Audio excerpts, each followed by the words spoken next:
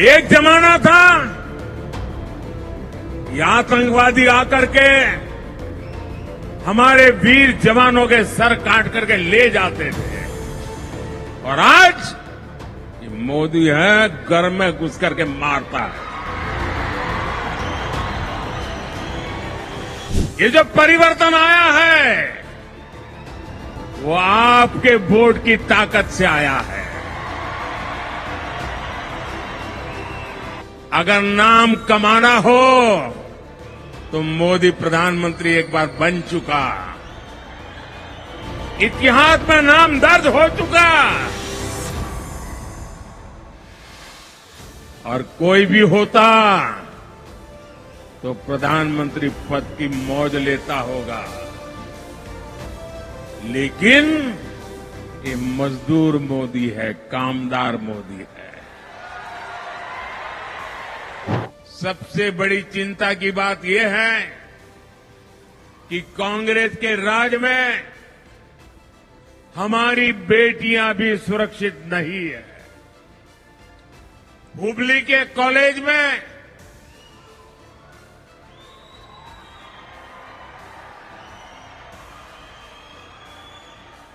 सरेआम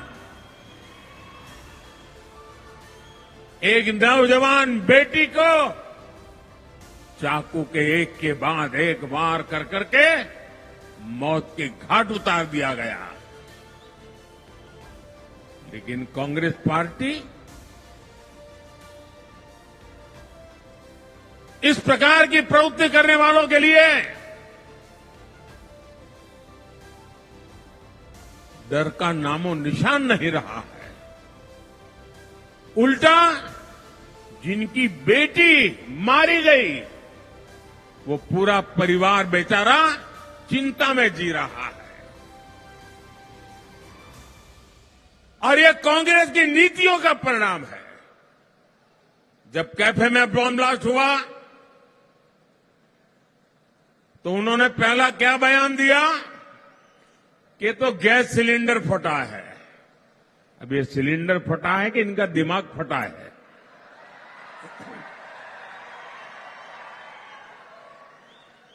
बाद में क्या बयान दिया कि नहीं, गैस सिलेंडर तो नहीं फटा, लेकिन ये बिजनेस राइवलरी थी, इसलिए दूसरे बिजनेस वाले ने कंपटीशन में किया है।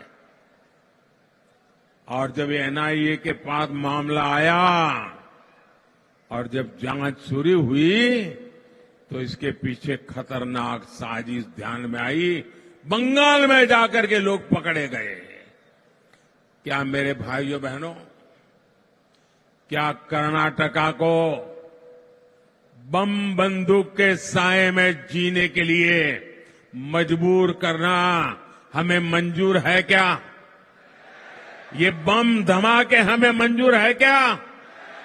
और सोई हुई सरकार हमें मंजूर है क्या? क्या निर्दोषों को मरने देंगे क्या? नेहा को, उस बेटी का क्या गुनाह था? और उसके पिता तो कांग्रेस के कार्यकर्ता है।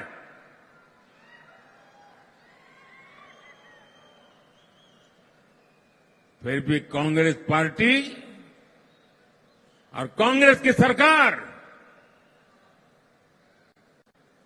साथियों, ऐसी सरकार, वोट बैंक की भूखी सरकार आपकी रक्षा नहीं कर सकती है।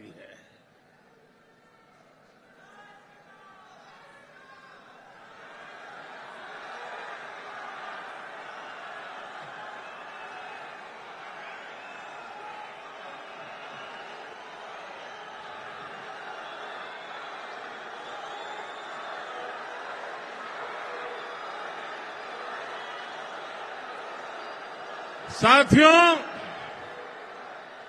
मैं आपसे आशीर्वाद मांगने आया हूं। आज मैं आपसे कुछ मांगने आया हूं। मेरे लिए नहीं, देश की नेहा जैसी करोड़ों बेटियों की जीवन की रक्षा के लिए आया।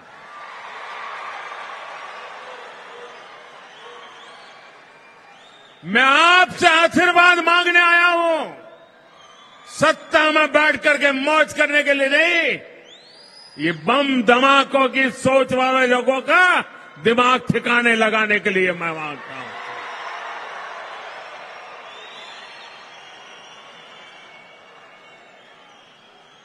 जरा 2014 के पहले के दिन याद कीजिए, 2014 के पहले का समय याद कीजिए। आए दिन बम धमाके होते थे कि नहीं होते थे? बेंगलुरु में बम धमाके होते थे कि नहीं होते थे? मैंगलुरु में बम धमाके होते थे कि नहीं होते थे? कोयम्बतूर में बम धमाके होते थे कि नहीं होते थे? अयोध्या में बम धमाके होते थे कि नहीं होते थे? दिल्ली में उनकी नाक के नीचे बम धमाके होते थे कि नहीं होते थे? 2014 के बाद ये बंद हुआ कि नहीं हुआ? हुआ कि नहीं हुआ? भाइयों बहनों, अगर देश की जनता की सुरक्षा की जिम्मेवारी आपके जहन में है तो अच्छे अच्छे बम बंदूक भी ठिकाने लग जाते हैं, और आज लग गए हैं। और मेरे साथियों, ये मोदी है,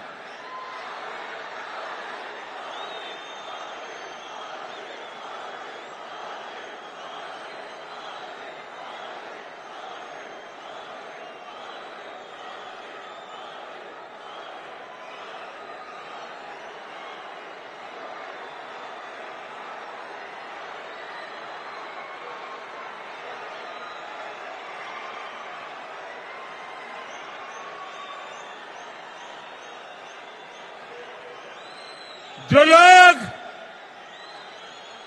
जो पड़ोस में से आतंकवाद एक्सपोर्ट करते थे,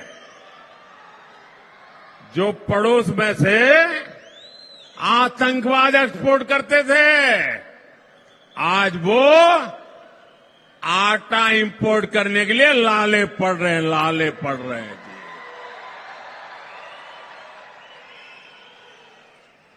एक जमाना था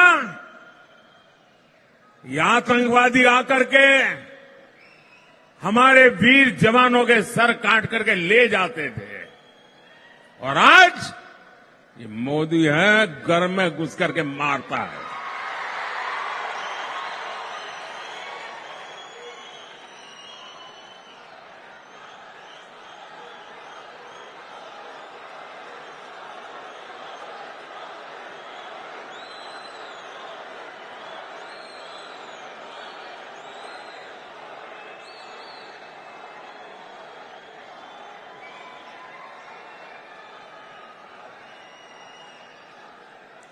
साथियों, मैं आपसे सवाल पूछना चाहता हूं, ये बम धमाकों वालों के बुरे दिन आए किसके कारण? किसके कारण? ये बम धमाके बंद हुए किसके कारण? ये आतंकवादी कांपने लगे किसके कारण? ये आतंकवादी भागने लगे किसके कारण? आपका जवाब गलत है। ये मोदी के कारण नहीं, ये जो परिवर्तन आया है वो आपके वोट की ताकत से आया है।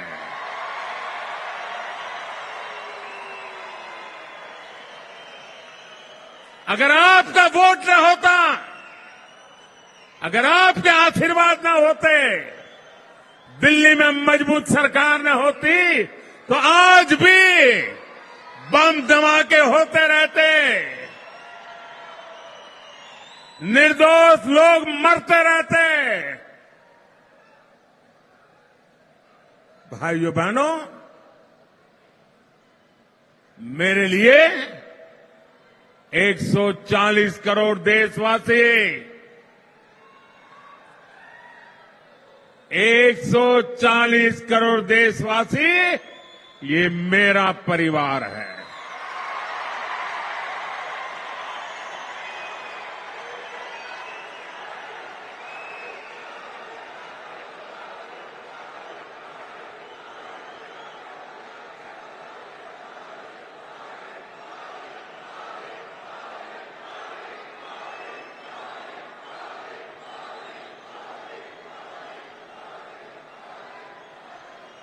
मैं बिना रुके, बिना थके दिन रात दौड़ता हूं सिर्फ और सिर्फ 140 करोड़ मेरे परिवारजनों के लिए।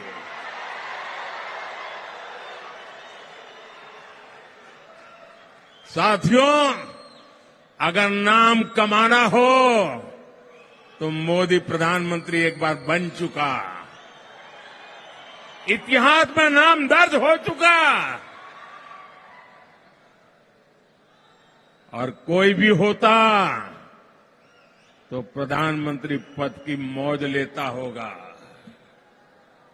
लेकिन ये मजदूर मोदी है, कामदार मोदी है।